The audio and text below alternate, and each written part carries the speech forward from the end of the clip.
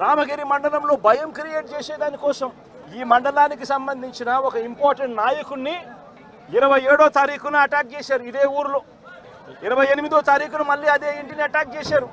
జయచంద్రారెడ్డిని attack చేస్తే ఇదే జయచంద్రారెడ్డి, ఇదే కురువ లింగమయ్యన్న వీళ్ళందరూ కూడా దాన్ని అడ్డుకొని పోలీసులకు వెళ్ళి కంప్లైంట్ చేశారు. ఎందుకు మమ్మల్ని అటాక్ చేస్తూ ఉన్నారు, భయాందోళన క్రియేట్ చేసేందుకోసం అని చెప్పి మళ్ళీ ఈ ఎన్నిక జరిగితే ఈ ఎన్నికల్లో మళ్ళీ వైఎస్ఆర్సీపీ ఎంపీటీసీలను భయపెట్టాలనే ఉద్దేశంతో, భయానికి గురి చేయాలనే ఉద్దేశంతో అటాక్ చేసే కార్యక్రమం జరుగుతూ ఉంది.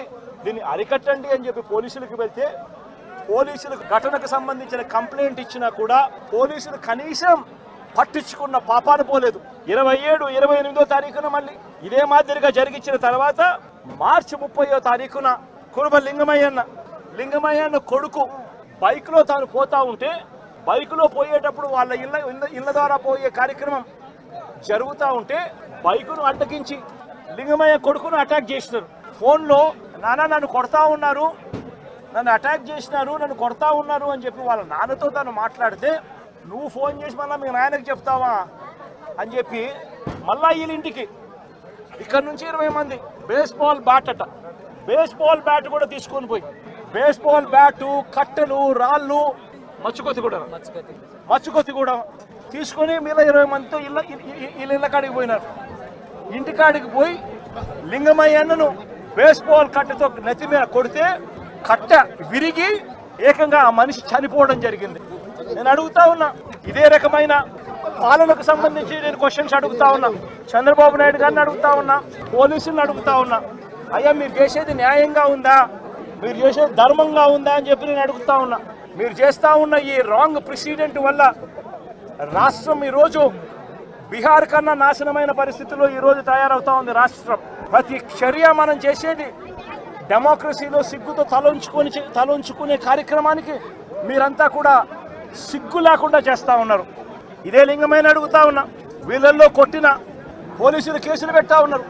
వీళ్ళ దగ్గరికి వచ్చి 20 మంది వీళ్ళని అటాక్ చేస్తే కేసులు పెట్టింది ఎంతమంది మీద? కేవలం 2 మీద మాత్రమే కేసులు పెట్టారు. ఇదే దాంట్లో క్రియాశీలకంగా వ్యవహరించిన రమేష్ నాయుడు మీద ఎందుకు కేసు పెట్టలేదు, మిగిలిన వాళ్ళందరినీ కేసులోకి ఎందుకు తీసుకొని రావడం లేదు అని చెప్పి ఇదే పోలీసులు, ఇదే చంద్రబాబు నాయుడు గారిని అడుగుతా ఉన్నా. ఇదే గ్రామంలో ఇదే తెలుగుదేశం పార్టీకి సంబంధించిన ఎమ్మెల్యే బంధువులు, వీళ్ళంతా బంధువులని తెలిసినా కూడా రెచ్చగొట్టే కార్యక్రమం సాక్షాత్తు ఈ ఎమ్మెల్యే కొడుకు ఇక్కడికి వచ్చి ఈ గ్రామంలో 27వ తారీఖు ఆయనే వచ్చి రెచ్చగొట్టే కార్యక్రమం చేసిపోయినా కూడా ఆయన మీద కూడా కేసు ఎందుకు పెట్టడం లేదు అని అడుగుతా ఉన్నా. వాళ్ళందరినీ కూడా తప్పించే కార్యక్రమం చేస్తూ ఉన్నారు. తూతూ మంత్రంగా 2 మీద మాత్రమే కేసు పెట్టారు.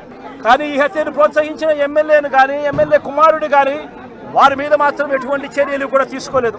కంప్లైంట్ చేసినా కూడా 27వ తారీఖున 28వ తారీఖున మా ఇళ్ల మీద దాడి జరుగుతూ ఉంది, మాకు పోలీస్ ప్రొటెక్షన్ ఇవ్వండి అని చెప్పి కంప్లైంట్ చేసినా కూడా పోలీసులు ఎందుకు పట్టించుకోలేదు అని చెప్పి చంద్రబాబు నాయుడు గారిని అడుగుతా ఉన్నా, పోలీసులను కూడా అడుగుతా ఉన్నా.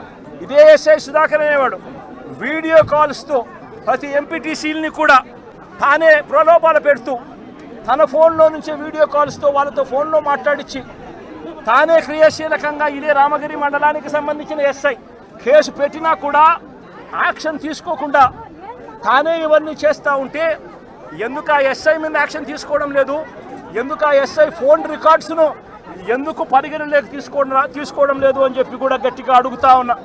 ఇదే లింగమయ్యతో పాటు కొడుకు శ్రీనివాస్ పై కూడా దాడి చేశారు. కానీ ఆశ్చర్యం ఏమిటంటే లింగమయ్య కొడుకు నుంచి కాకుండా వాళ్ళు కంప్లైంట్ రాసుకునింది ఎవరితో తెలుసా?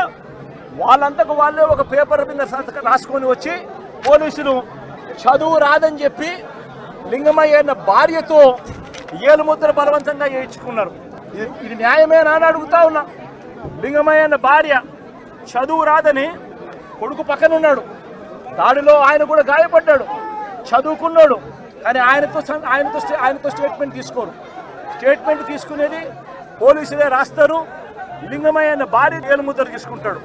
ఎందుకు ఆయన చదువు రాదు, భయపడిచ్చి పెట్టకపోతే సంతకం ఏలుముద్ర వేయకపోతే ఏమన్నారమ్మా ఖచ్చితంగా పెట్టాలని చెప్పి ఆమెకు ఏలుముద్ర తీసుకుంటారు. వీళ్ళు ఏం రాసుకున్నారో ఆమెకు తెలీదు, ఏం స్టేట్మెంటు ఉందో దాంట్లో తెలియదు, ఎవడు చెప్పడు. కానీ కొడుకు ఇచ్చే స్టేట్మెంట్ మాత్రం తీసుకునే కార్యక్రమం మాత్రం చేయరు. ఇదే లింగమయ్యను చంపాలనే ఉద్దేశంతో బేస్బాల్ బ్యాటుతో మరి ఇక్కడికి వచ్చి బేస్బాల్ బ్యాటుతో తల మీద కొట్టి చంపిన నేపథ్యంలో ఎక్కడ కూడా పోలీసులు నమోదు చేసిన కేసుల్లో ఎక్కడా కూడా బేస్బాల్ బ్యాట్ ఉందని, బేస్బాల్ బ్యాట్తో కొట్టారని చెప్పి ఎక్కడా రాయరు. ఏంది చిన్న చిన్న కర్రలతో గొడవ జరిగిందని, ఆ దొమ్మిలో ఏదో జరిగిపోయిందని వక్రీకరించే కార్యక్రమం, వక్రీకరించే ప్రయత్నమే జరుగుతూ ఉంది. ఇక్కడ ఆశ్చర్యకరమైన విషయం ఏమిటంటే పోలీసులు విచారించిన 8 మందిలో 5 మంది మాత్రమే లింగమయ్య కుటుంబీకులు.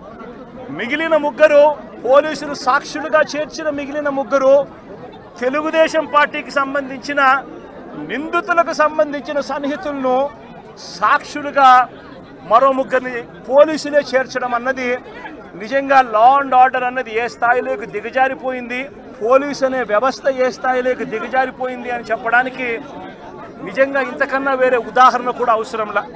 అంటే వీళ్ళే మనుషులను తప్పించే దానికోసం సాక్షులను కూడా వీళ్ళకు కావలసిన సాక్షులను మాత్రమే వీళ్ళు ఇప్పుడే యాడ్ చేసుకుని దానికి మళ్ళా లింగమయ్య అన్న భార్యతో ఏలుముద్ర చేయించుకొని వీళ్ళంతకు వీళ్ళే కేసును బిల్డప్ చేస్తూ ఉన్నారని అంటే ఇంతకన్నా దారుణమైన పోలీసు వ్యవస్థ ప్రపంచ చరిత్రలో ఎక్కడైనా ఉంటుందా అని అడుగుతూ ఉండ.